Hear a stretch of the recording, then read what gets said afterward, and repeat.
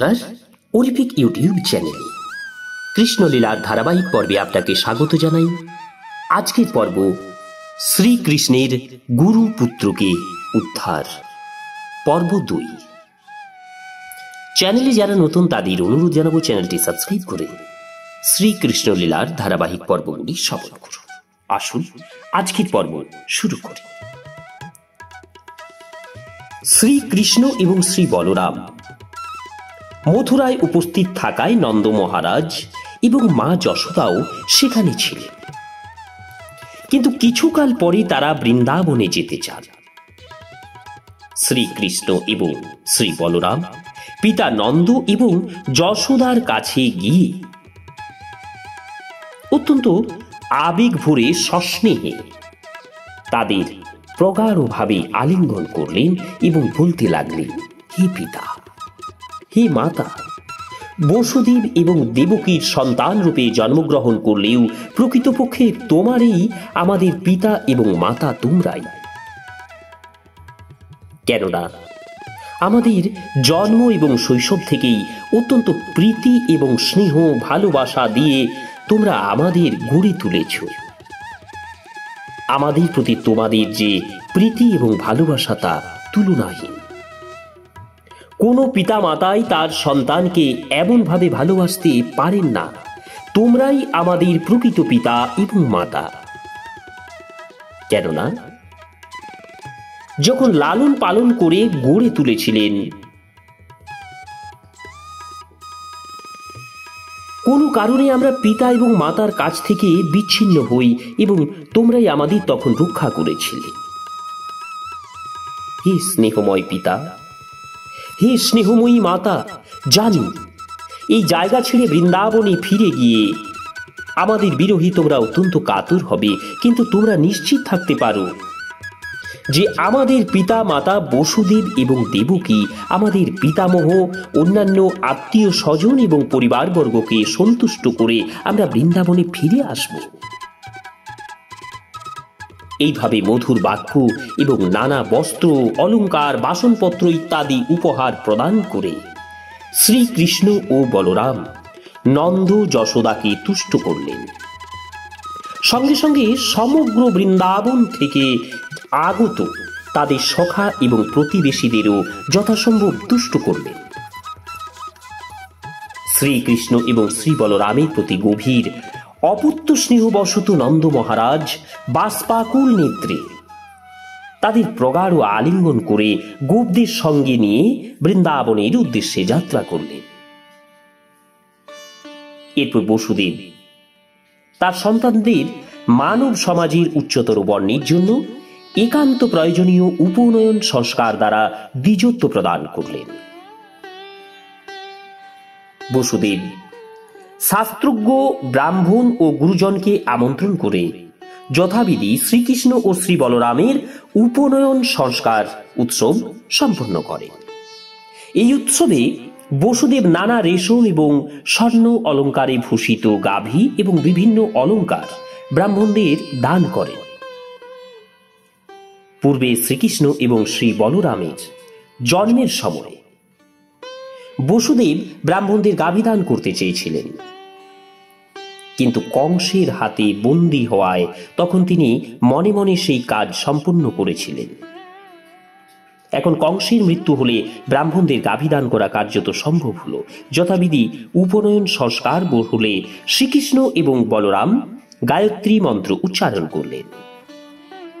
এই মন্ত্র উপনয়ন সংস্কারের পর গুরুদেব শিষ্যদের দান করেন। শ্রীকৃষ্ণ এবং শ্রী বলরাম এই গায়ত্রী মন্ত্র উচ্চারণে যথাবিধি কর্তব্য পালন করলেন।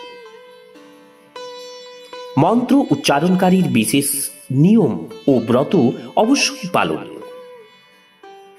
শ্রীকৃষ্ণ এবং শ্রী বলরাম লোকাতীত দিব্য পুরুষ হওয়া সত্ত্বেও তারা কঠোরভাবে আচারবিধি পালন করেছিলেন। তাই তাদের কুলপুরোহিত গর্গাচার্য, যিনি যদুবংশের আচার্য এবং গর্গ মুনি নামে সাধারণত পরিচিত, তিনি শ্রীকৃষ্ণ এবং শ্রী বলরামকে দীক্ষা দেন। বৈদিক সংস্কৃতি অনুযায়ী সম্মানীয় ব্যক্তিমাত্রই সদ্গুরু বা আচার্যের আশ্রয় গ্রহণ করেন। কোনো আচার্যের কাছে দীক্ষিত ও শিক্ষাপ্রাপ্ত না হলে কাউকেই প্রকৃত সংস্কৃতি পরায়ণ বলে গণ্য করা যায় না। আচার্য বা সদ্গুরুর চরণে আশ্রয় গ্রহণকারীকে বস্তুত যথার্থ জ্ঞানী বলা হয়। শ্রীকৃষ্ণ এবং শ্রী বলরাম ছিলেন পরমেশ্বর। তারা সমস্ত বিদ্যা শিক্ষার প্রভু এবং সর্বজ্ঞ।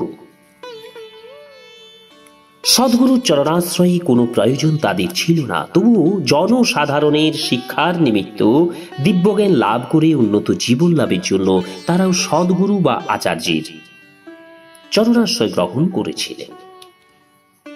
গায়ত্রী মন্ত্রে দীক্ষা প্রাপ্ত হওয়ার পর পারমার্থিক জীবনে শিক্ষা লাভের উদ্দেশ্যে গুরুর চরণ আশ্রয় করে গৃহ থেকে দূরে গুরুকুলে কিছুদিন থাকা বৈদিক রীতি। এই সময় একজন নগণ্য সাধারণ ভৃত্যের মতো গুরুদেবের সেবা করতে হয়। গুরুদেবের অধীনে একজন ব্রহ্মচারীকে অনেক নিয়ম কানুন পালন করতে হয়। শ্রীকৃষ্ণ এবং শ্রী বলরাম কঠোরভাবে ওই সমস্ত আচরণ বিধি পালন করেছিলেন। তারা গুরুদেব সান্দীপনী মুনির আশ্রমে তার নির্দেশে ব্রহ্মচর্য আশ্রমের জীবনযাপন করেছিলেন। উত্তর ভারতে ছিল তার আশ্রম।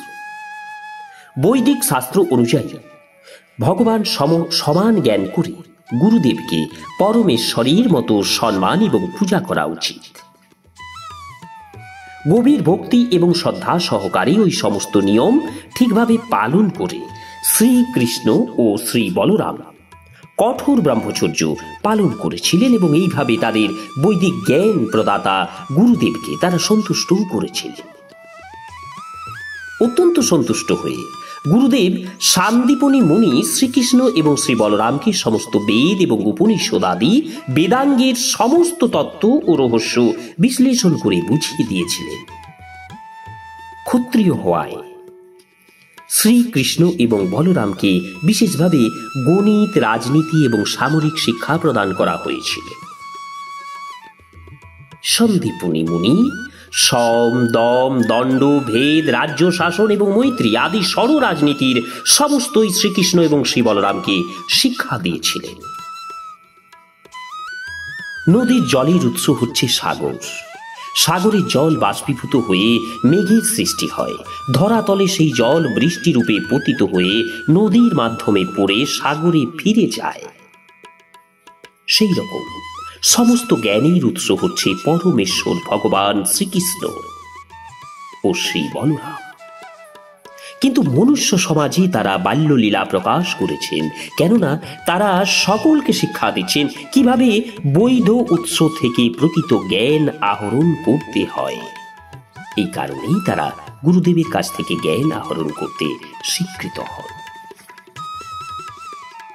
গুরুদেবের কাছে একবার মাত্র শ্রবণ করেই শ্রীকৃষ্ণ বলরাম কলাবিদ্যা এবং বিজ্ঞানের সবকিছুই শিক্ষা করেন। দিবারাত্র অধ্যয়ন করে মানব সমাজের প্রয়োজনীয় সমস্ত শিল্পকলা বিদ্যা তারা 64 দিনে এবং 64 রাত্রে শিক্ষা লাভ শেষ করেন। দিনের বেলায় যে বিষয়টি গুরুদেবের কাছ থেকে শিখতেন, রাত্রে সেই বিষয়ে গুরুদেবের কাছে শ্রবণ করে যা উপলব্ধি লাভ করতেন, পরদিনেই তারা সেই বিষয়ে পূর্ণ দক্ষতা অর্জন করতেন।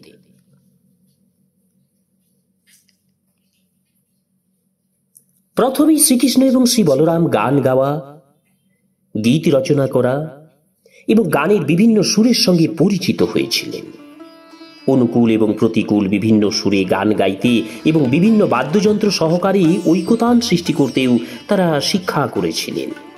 নৃত্যের তালে তালে বিভিন্ন মধুর সুরে গান গাইতেও শ্রীকৃষ্ণ এবং বলরাম শিক্ষা করেছিলেন। নাটক রচনা, সর্বোত্তম পল্লী চিত্র থেকে শুরু করে নানা রকম চিত্রবিদ্যা তারা শিক্ষা করেছিলেন। তিলক রেখা আঁকতে, বিন্দু অঙ্কন করে গণ্ড এবং কপাল সুন্দরভাবে চিত্রিত করার কলাও তারা শিক্ষা করেছিলেন। চালের মণ্ড দিয়ে গৃহের অঙ্গনে আলপনা দেওয়ার বিদ্যাও তারা অর্জন করেছিলেন। মন্দির এবং গৃহের শুভ অনুষ্ঠানে এরকম চিত্রাঙ্কন খুবই জনপ্রিয়। পুষ্পসজ্জা রচনা, রঙিন এবং চিত্রিত বসন দ্বারা অঙ্গসজ্জা করতেও তারা শিক্ষা করেছিলেন। অলঙ্কারে মণিরত্ন স্থাপন, জলতরঙ্গ বাদ্য, সরোবরে স্নানের সময় বন্ধুদের মধ্যে জলঘাত ক্রীড়া অর্থাৎ জলস্তম্ভ বিদ্যা তারা শিক্ষা করেছিলেন। ফুল দিয়ে মন্দির আঙ্গন সুশোভিত করবার কৌশল তারা শিক্ষা করেছিলেন। গ্রীষ্মকালে বৃন্দাবনের বিভিন্ন মন্দিরগুলি এখনো ফুল বা বাড়ি নামে এই চারুকলার মাধ্যমে সুন্দরভাবে সাজানো হয়। তখন মন্দিরের সিংহাসন, বেদি, দেওয়াল, ছাদের ভিতর দিক আদি সকল স্থান রঙিন এবং সুগন্ধি নানা ফুল দিয়ে একটি ছোট্ট ফোয়ারা স্থাপন করা হয়।